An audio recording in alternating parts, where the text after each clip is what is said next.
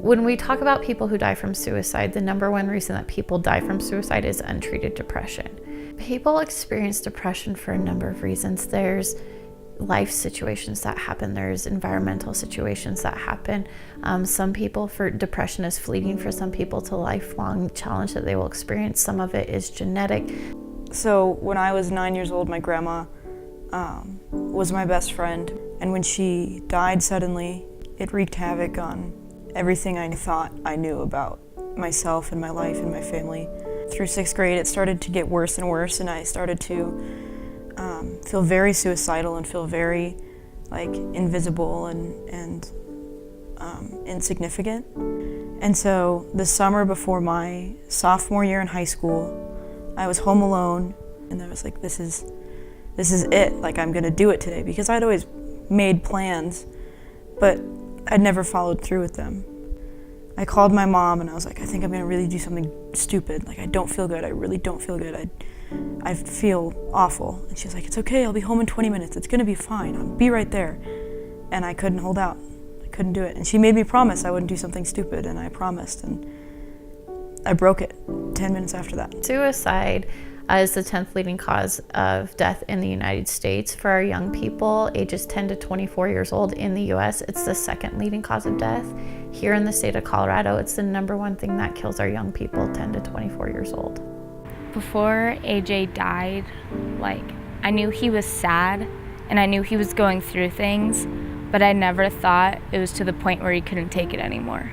Sometimes we don't see when somebody is feeling that because everything is an internal battle, and they're not communicating and they're not showing the things that we need to see in order to get them help.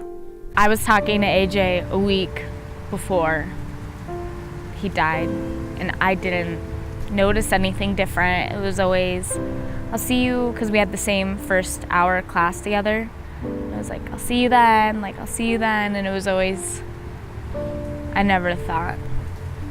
Some of the typical warning signs that we see with teenagers is that they will, their sleeping habits change, their eating habits change, they lose interest in common things that they experienced before. They will talk or write about death, especially on social media. They'll talk about sad things or depressing things, so they'll be reaching out for help in one way or another, but it's not direct necessarily. I would leave the house before breakfast, and then I'd eat just enough to fool my parents that I was eating enough at dinner. And then even lunch wasn't that much, but I only ate lunch because I was around my friends all the time at lunch. And so I felt kind of obligated to do it because it was more of a social norm. I didn't want them catching on to what I was doing. I did a lot of isolating. There were times I'd find excuses to stay away from my family because I didn't want them knowing me. I was afraid of them seeing me depressed because I thought that if they saw that, then they would not want me anymore. I know that sometimes adults suck. Sometimes adults don't respond the way that we want them to. Sometimes they don't know how to respond, and so they get angry, or they shame you, or they tell you to suck it up, or they don't understand. But what I know from working with teenagers and also from working with parents who have lost teens to suicide is that there are adults out there who care, and it takes 1 second of bravery to say, I need help. In that time, you're like, come on, you can't just ask for help, but you can. And the tough part is realizing that the people who really matter to you, they care about you. They want to know that you are okay.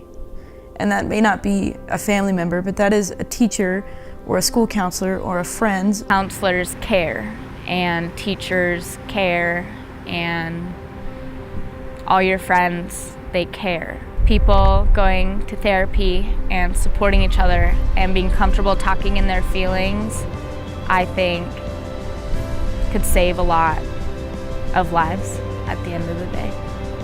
So I do a lot more coping strategies. I eat better. I talk to people. I listen to people when they want to talk to me.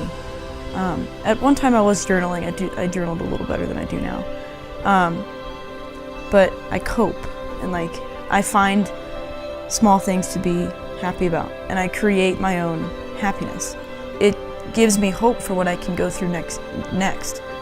Because if I can get through that, and be at the peak that I am now, it's just a testament to what I can get through later.